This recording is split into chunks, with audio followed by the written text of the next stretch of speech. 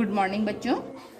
आज हम unit first के चैप्टर 3 डायमेंशनल एनालिसिस में एप्लीकेशन करेंगे।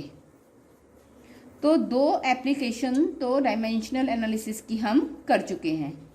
जो पहली एप्लीकेशन थी वो थी हमारी checking the correctness of the equation, checking the correctness of the equation.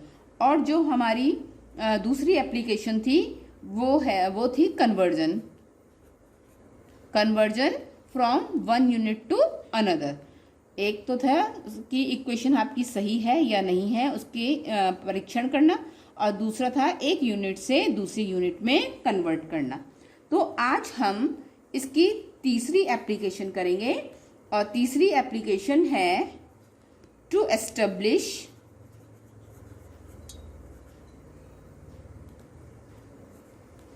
the relation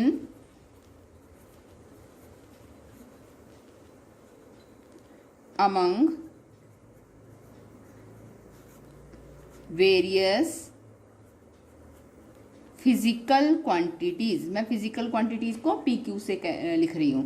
विभिन्न भौतिक राशियों में संबंध स्थापित करना, विभिन्न भौतिक राशियों में संबंध स्थापित करना।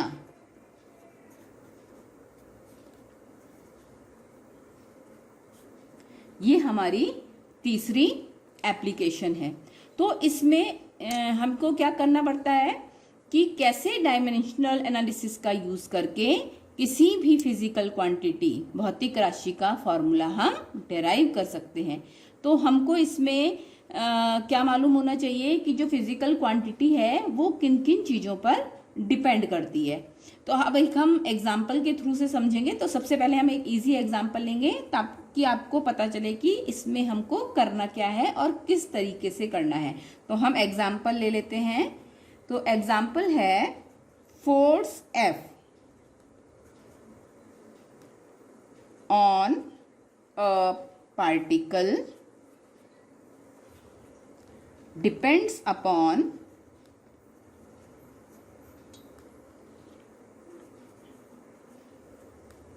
first mass m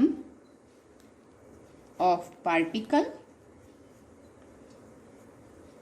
and second acceleration a of particle। मतलब जो बल F है, फोर्स F है, वो किसी पार्टिकल के मास, द्रव्यमान m पर और उसके त्वरण a पर निर्भर करता है। ठीक है, तो find the expression for F। तो हमें F के लिए एक्सप्रेशन निकालना है। तो वैसे तो ये फॉर्मूला आपको याद है, F इक्वल टू m में होता है, ये तो मालूम है, लेकिन थोड़ी देर के लिए मान लेते हैं कि आपको ये फॉर्मूला नहीं पता। तो अब इसको सॉल्व कैसे करेंगे? तो जो फोर्स F है वो किस पर डिपेंड कर रहा है? मास m पर। तो इसको इस तरह से लिखेंगे, force F depends upon mass, और माना इसकी कोई पावर है x ले लेते हैं। ठीक है, अब कोई जरूरी थोड़ी कि ma ही आएगा। कोई इक्वेशन होती है उसमें पावर आते हैं, जैसे s equal to ut plus half a t square आता है, तो पावर भी हो सकती है। तो यहाँ पर हमें मालूम नहीं है कि पावर है या नहीं है, तो हम इसको इस तरह से मानेंगे कि जब फोर्स मास पे डिपेंड कर रहा है तो F is directly proportional to m raise to power x। इसी प्रकार से जो फोर्स है is directly proportional to acceleration, तो एक्सेलरेशन और उसकी पावर y। अब ये देखिए F इसके भी प्रोपोर्शनल है, इस F जो है एक्सेलरेशन के भी प्रोपोर्शनल है, तो दोनों को हम साथ ले लेते हैं। तो जब हम साथ लेते हैं तो प्रोपोर्शनैलिटी कांस्टेंट लग जाता है। तो F equal to proportionality constant के m raise to power x and a raise to power y। ये हमारी इक्वेशन आ गई। अब ये देखिए कि जो k होता है ये डायमेंशन लेस होता है, विमाहीन राशि होती है। कैसी राशि होती है? विमाहीन, डायमेंशन लेस क्वांटिटी। ओके, ये डायमेंशनलेस क्वांटिटी है। तो अगर ये फॉर्मूला हमारा राइट है, सही है अगर हमारा फॉर्मूला, तो जो लेफ्ट हैंड साइड की डायमेंशन होगी वही राइट हैंड साइड की डायमेंशन होगी। ये जैसे मैंने आपको पिछली क्लास में पढ़ाया है। तो dimension of left hand side should be equal to dimension of right hand side. Left hand की side dimension right hand side के बराबर होनी चाहिए। तो अब लेफ्ट हैंड साइड में हमारा फोर्स है, तो फोर्स की डायमेंशन क्या होती है आपको याद होनी चाहिए, और अगर याद नहीं है तो मैं आपको बता देती हूँ कि फोर्स होता है आपका MLT-2। तो ये यहाँ पे लिख दूंगी मैं MLT-2। लेफ्ट हैंड साइड की मैंने डायमेंशन लिख ली। अब मैं यहाँ पे राइट हैंड साइड की डायमेंशन लिखूंगी। तो राइट हैंड साइड में मेरा क्या है, देखो K तो डायमेंशनलेस है तो इसको लिखने की जरूरत नहीं है, इसकी कोई डायमेंशन नहीं है। M है मास, तो मास की डायमेंशन क्या होती है कैपिटल M, और पावर आपकी x आ गई। इसी तरह से यहाँ पर ये एक्सेलरेशन है, एक्सेलरेशन की डायमेंशन क्या होती है LT-2 और पावर y आ गई। ओके, यहाँ तक क्लियर हो गया। तो अब हम इसको एक साथ लिख लेते हैं। तो मैं ऐसे लिख सकती हूँ M1 L1T-2 equal to M raise to power x L raise to power y, bracket open कर दो, and T raise to power -2y। अब इसमें हम इक्वेट कर लेते हैं, जैसे जो सेम क्वांटिटीज है, मास है, मास को मास से कंपेयर कर लेंगे, लेंथ को लेंथ से कर लेंगे, और टाइम को टाइम से कंपेयर कर लेंगे। तो हम क्या कह सकते हैं M raise to power 1 equal to M raise to power x।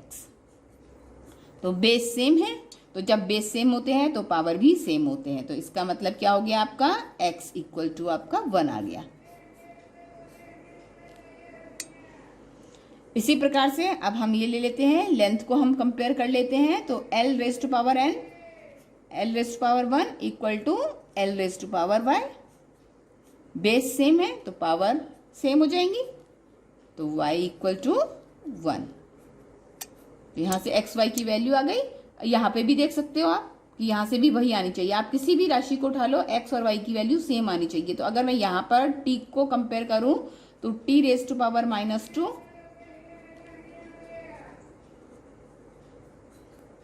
t raise to power -2 equal to t raise to power -2y। Base same है तो पावर भी सेम हो जाएगी। तो -2 इक्वल टू -2y, ये कैंसिल हो गया आपका, y इक्वल टू 1। देखो यहाँ से भी आपकी y की वैल्यू 1 आई।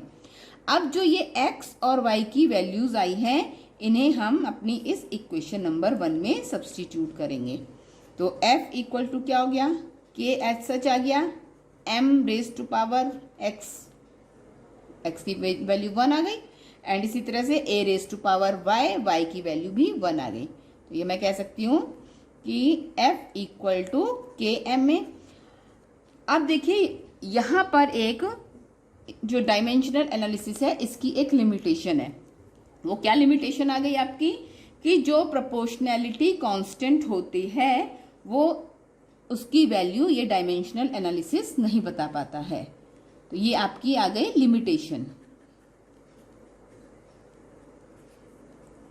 लिमिटेशन क्या हो गई कि जो प्रोपोर्शनैलिटी कांस्टेंट होता है ये उसकी वैल्यू नहीं बता पाता। ओके, तो एक्सपेरिमेंटली जब हम सॉल्व करेंगे तो एक्सपेरिमेंटली आएगा k की वैल्यू 1 आती है। एक्सपेरिमेंटली k की वैल्यू क्या आती है, 1 आती है। तो इसको अगर हम यूज कर लें तो f इक्वल टू m है। तो वैसे आपको केवल यहीं तक सॉल्व करके दिखाना है, ठीक है। ओके, अब हम एक अगला एग्जांपल ले लेते हैं। अगला क्वेश्चन है time period t of a simple pendulum. Simple pendulum में सरल लोलक, सरल लोलक का आवर्तकाल t, टाइम पीरियड t है, जो डिपेंड करता है, डिपेंड्स अपॉन, किस किस पे डिपेंड करता है, पहला लेंथ ऑफ पेंडुलम, पेंडुलम की लंबाई पर, पेंडुलम की लंबाई पर, पेंडुलम की लंबाई को L दिखा दिया। दूसरा मास ऑफ बॉब, बॉब के द्रव्यमान पर, इसको हम M से दिखा देते हैं। और third acceleration due to gravity, त्वरण जिसे बोलते हैं, गुरुत्वीय त्वरण, ठीक है, इसको हमने G से दिखा दिया। तो फाइंड एक्सप्रेशन फॉर T, हमें T के लिए एक्सप्रेशन निकालना है। T मीन्स टाइम पीरियड के लिए हमें एक्सप्रेशन निकालना है। तो इसमें हमने क्या करना है कि जो जो आपको क्वांटिटीज दे रखी हैं, जिस जिस पर T डिपेंड कर रहा है उसको हम लिख देंगे। तो सबसे पहले T is directly proportional to time period depends on किस पे, length of the pendulum L, L पे डिपेंड कर रहा है। तो अब इसकी पावर हम मान लेते हैं x, ओके। इसी तरह से time period depends upon mass of the Bob m, और इसकी पावर y ले लेते हैं। And time period depends upon gravity, त्वरण पे भी निर्भर कर रहा है, और इसकी पावर हम ले लेते हैं z। तो आज जब हम इन तीनों प्रोपोर्शनैलिटी को एक साथ मिलाएंगे तो हम इसको लिख सकते हैं कि कांस्टेंट, कुछ कांस्टेंट आएगा, and L raise to power x, M raise to power y and G raise to power z। ठीक है, यहाँ तक क्लियर हो गया। अब इसमें नेक्स्ट स्टेप क्या है कि अगर ये इक्वेशन मेरी सही है तो जो लेफ्ट हैंड साइड की डायमेंशन होगी वही राइट हैंड साइड की डायमेंशन होगी। Dimension of left hand side should be equal to dimension of right hand side. तो अब हम इन सब की डायमेंशन लिख लेते हैं। तो T टाइम पीरियड है, ठीक है, तो टाइम पीरियड जिसको आवर्तकाल कहते हैं, तो आवर्तकाल का डायमेंशन T होता है, टाइम पीरियड का T हो गया, मैंने इसे T लिख लिया, इक्वल टू K जो है डायमेंशन लेस, विमाहीन राशि है, डायमेंशन लेस क्वांटिटी है, इसको छोड़ देंगे। L लेंथ है, लेंथ मीन्स लंबाई, लंबाई का L हो गया, power x, M means mass, mass means द्रव्यमान, द्रव्यमान को M से दिखाते हैं, power y, and G for acceleration due to gravity, इसकी डायमेंशन होती है आपकी LT-2 पावर z। आप देखिए राइट हैंड साइड में आपका ML भी आ रहा है लेकिन लेफ्ट हैंड साइड में नहीं है, तो हम इस तरह से लिख सकते हैं इसको।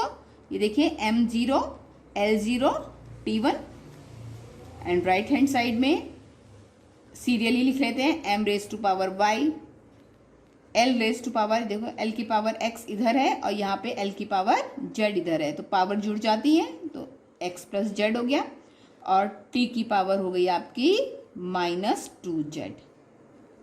यहाँ तक आपको क्लियर हो गया होगा। अब हमने क्या करना है, सेम क्वांटिटी को, सेम फिजिकल क्वांटिटी को हमने क्या करना है, कंपेयर करना है, तुलना करनी है सेम फिजिकल क्वांटिटी की। तो M raise to power 0 left hand side में है और राइट हैंड साइड में M raise to power y है। बेस सेम है तो पावर इक्वल हो जाएंगी, तो इसका मतलब y इक्वल टू 0 आ गया। ठीक, इसी प्रकार से मैं अब पहले इस t को ले लेती हूँ, t को कंपेयर कर लेते हैं। तो t रेज टू पावर 1 है और यहाँ पर t raise to power -2z है। बेस सेम है तो पावर सेम हो जाएंगी, तो पावर सेम हो जाएंगी, तो इसका मतलब हो गया आपका 1 इक्वल टू -2z और z इक्वल टू -1/2। z की भी वैल्यू आ गई। अब हम किसको, हमने m और t को कंपेयर कर लिया, अब हम l को कंपेयर कर लेते हैं। तो l देखिए L raise to power 0, L raise to power 0 equal to L raise to power x plus z। Base same है, बेस सेम है तो इसका मतलब पावर जो है वो सेम होगी, तो x plus z equal to 0 हो गया। यहाँ से मैं z की वैल्यू लिख दूँ, z की पावर z की वैल्यू आई -1/2, तो ये हो गया आपका x -1/2 इक्वल टू 0 और x इक्वल टू 1/2। x की वैल्यू क्या आ गई, हाफ आ गई। तो अब जो हमारी x, y और z की वैल्यू आई वो हम अपनी इस इक्वेशन में रख लेते हैं। ये हमारी इक्वेशन नंबर 1 है। तो देखिए t equal to k l की पावर x, तो l raise to power x, x कितना है, हाफ। y की power 0 means m raise to power 0। इससे देखिए यहाँ पे ये पता चलता है कि जो टाइम पीरियड है वो मास पर डिपेंड नहीं करता है। m रेज टू पावर 0 हो गया। And g raise to power z, g and z की पावर क्या हो गई, सॉरी z की वैल्यू हो गई -12। ओके, तो इसको मैं ऐसे भी लिख सकती हूँ, t equal to k L½ upon G½ अब देखिए किसी भी नंबर की पावर 0 होती है तो उसकी वैल्यू 1 होती है, तो इसको ये यहाँ से हट जाएगा, m रेज टू पावर 0 1 हो गया, तो ये हट गया। अब यहाँ पर देखिए पावर हाफ है, पावर हाफ का मतलब रूट, तो ये हो गया आपका √L/G। तो ये आपका फॉर्मूला आ गया t equal to k √L/G। तो आपको यहीं तक सॉल्व करना है, ठीक है। ये एक प्रोपोर्शनैलिटी कांस्टेंट है, फिर मैंने आपको बताया ये इसी डायमेंशनल एनालिसिस की ये लिमिटेशन है कि ये कांस्टेंट प्रोपोर्शनैलिटी कांस्टेंट की वैल्यू नहीं बता पाता। तो अगर हम जब इसको एक्सपेरिमेंटली जब सॉल्व किया होगा तो इस k की वैल्यू आई 2π, तो ये फॉर्मूला बन जाता है आपका t इक्वल टू 2π√L/G। ये आपको याद भी होगा, करा भी होगा, नहीं है तो ये फॉर्मूला ध्यान रखना, आगे बहुत काम आएगा। तो t इक्वल टू 2π√L/G इसका फॉर्मूला आ गया टाइम पीरियड का, ठीक है, आवर्तकाल का। इसी क्लियर हो जाएगा कि किसी मीडियम में जो स्पीड ऑफ साउंड है, स्पीड ऑफ साउंड मीन्स ध्वनि की चाल, स्पीड ऑफ साउंड जो v है वो किस किस पे डिपेंड कर रही है, एक तो वो प्रत्यास्था पे डिपेंड कर रही है, इलास्टिसिटी पर। किस पे डिपेंड कर रही है, इलास्टिसिटी पर। दूसरा वो डिपेंड कर रही है डेंसिटी पर, यह है डेंसिटी, घनत्व बोलते हैं जिसे, और यह है इलास्टिसिटी जिसे हम प्रत्यास्था बोलते हैं। तो अब आपको इसमें स्पीड ऑफ साउंड का जो है फॉर्मूला बनाना है, फॉर्मूला डेराइव करना है। तो हम देख लेते हैं कि जो हमारा v है वो directly proportional to e raise to power x है।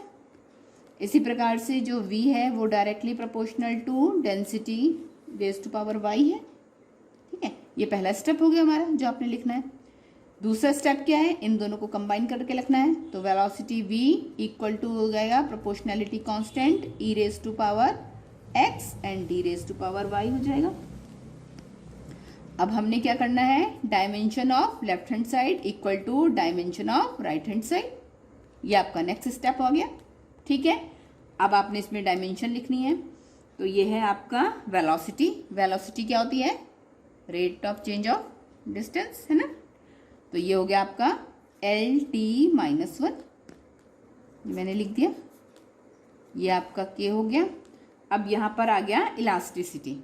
तो इलास्टिसिटी का फॉर्मूला अगर आपको डायमेंशनल फॉर्मूला नहीं आता है तो मैं आपको यहाँ पर आपकी मदद के लिए आपको बता देती हूँ कि जो इलास्टिसिटी प्रत्यास्था होती है, इलास्टिसिटी प्रत्यास्था जो होती है वो होती है स्ट्रेस अपॉन स्ट्रेन। स्ट्रेस को बोलते हैं आप प्रतिबल और स्ट्रेन को बोलते हैं आप विकृति। तो जो प्रतिबल होता है, स्ट्रेस होता है, ये होता है फोर्स पर यूनिट एरिया, बल बटे क्षेत्रफल, और जो स्ट्रेन होता है वो change in length upon actual length, delta L, लंबाई में परिवर्तन अपॉन प्रारंभिक लंबाई, ठीक है। तो हमारा जो स्ट्रेन होता है, देखो ये भी लेंथ है, ये भी लेंथ है, तो लेंथ अपॉन लेंथ, ये तो डायमेंशन लेस क्वांटिटी हो गई, ठीक है। तो कैसी क्वांटिटी हो गई, ये डायमेंशन लेस क्वांटिटी हो गई। अब ये फोर्स अपॉन एरिया है, तो फोर्स की क्या होती है, mL/t-2 अपॉन एरिया, एरिया होती है length into L, length means L²। अब इसको अगर आप सॉल्व कर देंगे तो ये हो जाएगा आपका mL-1t-2। तो ये तो आपका आ गया इलास्टिसिटी प्रत्यास्था का डायमेंशनल फॉर्मूला। और डेंसिटी का तो आपको आना चाहिए। डेंसिटी क्या होती है, मास पर यूनिट वॉल्यूम, द्रव्यमान बटे आयतन। मास का हो गया m, द्रव्यमान का m, आयतन क्या होता है, लंबाई गुणा चौड़ाई गुणा ऊंचाई, LBH, तो L³ हो गया, तीनों लेंथ है। तो ये हो गया आपका ml-3। तो ये आपकी डेंसिटी का भी निकल गया और ये इलास्टिसिटी का निकल गया। अब आपने क्या करना है, ये आपको वैसे याद होने चाहिए, ठीक है। तो अभी आप स्टार्टिंग में हैं तो कोई बात नहीं, मैं आपको बता देती हूँ। तो अब हम यहाँ पे लिख देते हैं ई इलास्टिसिटी कितना आया, ml-1 t-2 power x, and density आई आपकी ml-3 पावर y।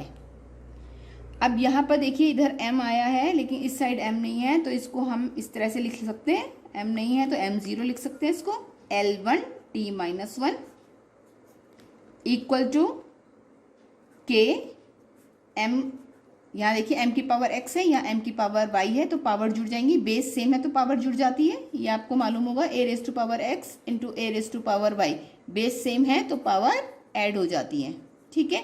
तो ऐसे ये हो गया आपका x प्लस वाई, फिर then l raise to power minus x और -3y and t raise to power -2x। Clear. अब हम कंपेयर कर देंगे सेम फिजिकल क्वांटिटीज को, जो समान भौतिक राशियां हैं, सेम फिजिकल क्वांटिटी हैं, उनको हम कंपेयर कर देंगे।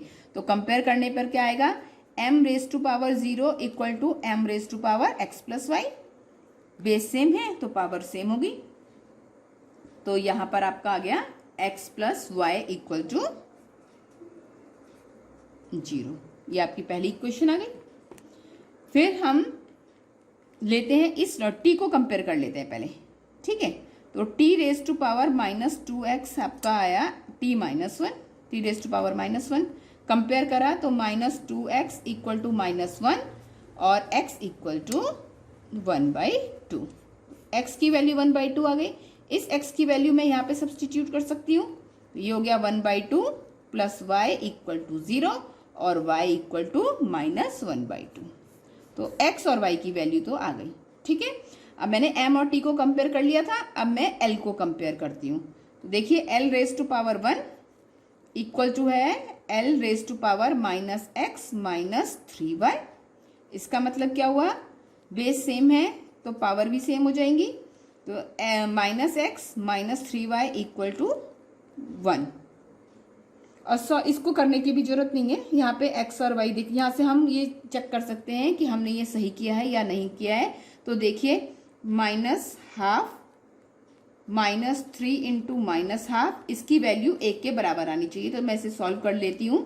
तो ये सॉल्व करके आया -1/2 plus 3/2 equal to 3 - 1/2 equal to 2/2 and equal to 1। तो देखिए लेफ्ट हैंड साइड राइट हैंड साइड बराबर आई, इसका मतलब जो हमारी x और y की वैल्यू आई वो हमारी सही आई। तो हमें वैसे यहीं तक करना है, ठीक है। ये खाली क्रॉस चेक करने के लिए करना है, क्योंकि हमारे पास केवल 2 वैल्यूज निकालने के लिए x और y जो हमारी यहाँ से निकल चुकी हैं, ठीक है। हमने ये वाला पार्ट इसलिए किया क्रॉस चेक करने के लिए कि हमने जो वैल्यूज निकाली वो सही निकाली या नहीं निकाली। अब हमारी जो मेन इक्वेशन थी, this is your equation number 1, इसमें सब्सटीट्यूट कर देते हैं। तो ये क्या आया, v equal to k e raise to power x की पावर हाफ हो गई and d raise to power -12। इसको मैं ऐसे भी लिख सकती हूँ k e raise to power half upon d raise to power half. Power half का मतलब होता है रूट, ये हो गया आपका e अपॉन d। तो ये आपका फॉर्मूला आ गया v equal to k √e upon d। Okay, तो इन क्वेश्चन से आपको समझ में आ गया होगा, if force F, velocity v and time t are fundamental quantities, अगर बल F, वेग v और समय t, force F, velocity v, time t है जो है वो फंडामेंटल क्वांटिटीज हैं, देन जैसे वैसे तो क्या होती है MLT होती है, ठीक है, लेकिन यहाँ पे कह रहा कि MLT ना होके वो F, V और T है fundamental quantities, then find the dimensions of energy E in terms of F, V and T। ठीक है, तो इसमें भी कोई ज़्यादा टेंशन लेने की जरूरत नहीं है कि अब इसमें क्या करना होगा। प्रोसीजर बिल्कुल सेम वही है जैसे हमने अभी पिछले क्वेश्चंस में किया है। बस इसमें आप क्या कर लेंगे, हमें एनर्जी ई के डायमेंशन निकालनी है। किसकी टर्म में, एफ, वी और टी की टर्म में निकालनी है। इसका मतलब जो एनर्जी ई है वो किस किस पे डिपेंड कर रहा है, वो एफ पे डिपेंड कर रहा है। ठीक है, तो इसकी पावर हम एक्स ले लेते हैं। जो एनर्जी ई है वो नेक्स्ट किस पे डिपेंड कर रहा है, वेलोसिटी वी पे डिपेंड कर रहा है, तो इसको हम पावर वाई ले लेते हैं। और जो तीसरे पे डिपेंड कर रहा है वो है टाइम, समय पे डिपेंड कर रहा है, इसकी पावर हम जेड ले लेते हैं। ठीक हो गया। अब इस तीनों को कंबाइन करके जो हमारा अगला स्टेप है वो क्या है, कंबाइन करके लिखेंगे। तो E इक्वल टू हो गया प्रोपोर्शनैलिटी कांस्टेंट के F raise to power x, V raise to power y, T raise to power z हो गया। अब इसमें फिर नेक्स्ट स्टेप क्या है कि हमको इनकी डायमेंशंस लिखनी होगी और जो लेफ्ट हैंड साइड की डायमेंशंस होंगी वो क्या होनी चाहिए, राइट हैंड साइड की डायमेंशन के बराबर। तो अब ये है एनर्जी, तो एनर्जी की डायमेंशन क्या होती है, ml2t-2। ठीक है, इक्वल टू के डायमेंशनलेस क्वांटिटी है तो के लिखने की जरूरत नहीं है। अब आ गया फोर्स, फोर्स की डायमेंशन क्या होती है, mlt-2 पावर x हो गया। अब हो गया वेलोसिटी v, वेलोसिटी की डायमेंशन होती है lt-1 power y and t हो गया टाइम, टाइम की dimension t and power z। अब हम इनको लिख लेते हैं ml2t-2 इक्वल टू m की पावर x, l की पावर कितनी होगी, यहाँ पे देखिए, यहाँ पे पावर l की x है, यहाँ पे l की पावर y है तो पावर ऐड हो जाएगी। ठीक हो गया। और यहाँ पर t की पावर इधर देखिए -2x है और यहाँ पर z है, फिर पावर जुड़ जाएगी। ओके, ये आ गया। अब हम क्या करते हैं, सेम फिजिकल क्वांटिटीज को कंपेयर कर लेंगे। सेम फिजिकल क्वांटिटीज को कंपेयर करने पर क्या आएगा, यहाँ पे m की पावर क्या है, कुछ नहीं है, तो इसका मतलब m की पावर 1 है। तो m की पावर 1 इक्वल टू m की पावर x। इससे क्या आ गया आपका x इक्वल टू 1। ये पहला आपकी वैल्यू आ गई। अब दूसरा हम किससे निकाल सकते हैं, यहाँ से निकाल लेते हैं। l रेज टू पावर 2 है, l raise to power x plus वाई। यहाँ से क्या हुआ, x plus y equal to 2। अब x की वैल्यू रख दी 1, तो 1 प्लस वाई इक्वल टू 2 और y इक्वल टू 1। y की वैल्यू क्या आ गई, 1 आ गई। ठीक, अब हमने m कंपेयर कर लिया, l कंपेयर कर लिया। अब हमारा कंपेयर करने के लिए t रह गया, तो t raise to power -2 equal to है t raise to power -2x plus z। अब कंपेयर कर लिया तो -2 equal to -2x plus z। x की वैल्यू हमारी क्या आई, देखिए 1 आई, तो ये आपका -2 इंटू 1 -2 हो गया प्लस z। और यहाँ से यहाँ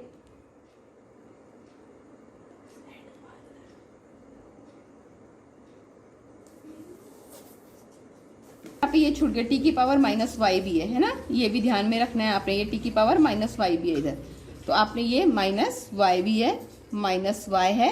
अब -y की वैल्यू 1 आ गई।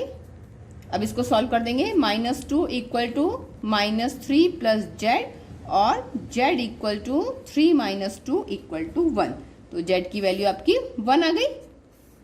अब हम इसको जो हमारी मेन इक्वेशन थी इस इक्वेशन में सब्स्टिट्यूट कर देंगे, तो हमारा E आ गया k f raise to power x, x की वैल्यू 1 है, v raise to power y, y की वैल्यू भी 1 है, and t raise to power z, z की वैल्यू भी 1 है। तो इस प्रकार से हमारा फॉर्मूला बन गया k f v t। ठीक है, तो अब ये आपको बता दिया, ये इसका पहला ड्रॉबैक है, पहली लिमिटेशन है कि ये प्रोपोर्शनैलिटी कांस्टेंट को की वैल्यू फाइंड आउट नहीं करता है। दूसरा इसका लिमिटेशन क्या है कि ये जैसे ट्रिग्नोमेट्रिक रेशियोज होते हैं, ट्रिगोनोमेट्रिक रेशियोज जो होते हैं उनकी वैल्यू, उनकी डायमेंशंस फाइंड आउट नहीं कर पाता है। तो मैं यहाँ पर आपको जो लिमिटेशंस है वो मैं आपको लिख के बता देती हूँ। ऑफ डायमेंशनल एनालिसिस, क्या इसकी लिमिटेशंस है, मतलब कहाँ कहाँ पर ये फेल हो जाता है। ठीक है, तो इसकी जो पहली लिमिटेशन है, can not find value of proportionality constant.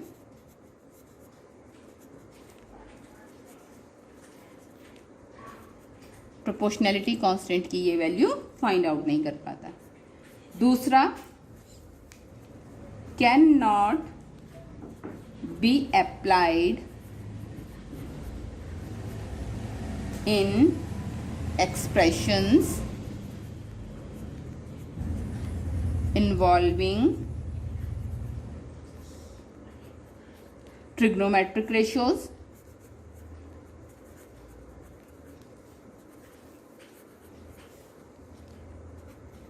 मतलब जहां जहां पर ट्रिग्नोमेट्रिक रेशियोज आएंगे वहां पर आप डायमेंशनल एनालिसिस के थ्रू ये फॉर्मूला डेराइव नहीं कर पाएंगे। क्यों?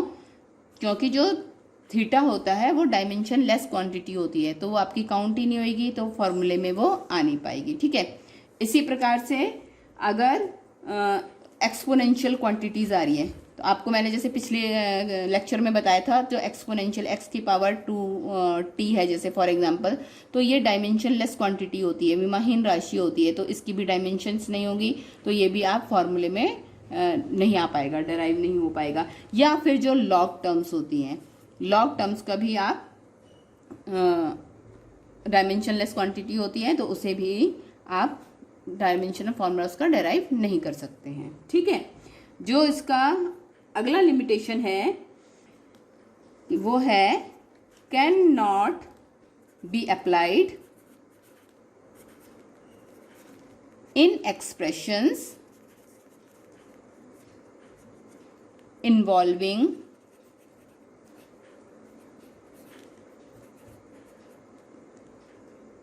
proportionality constants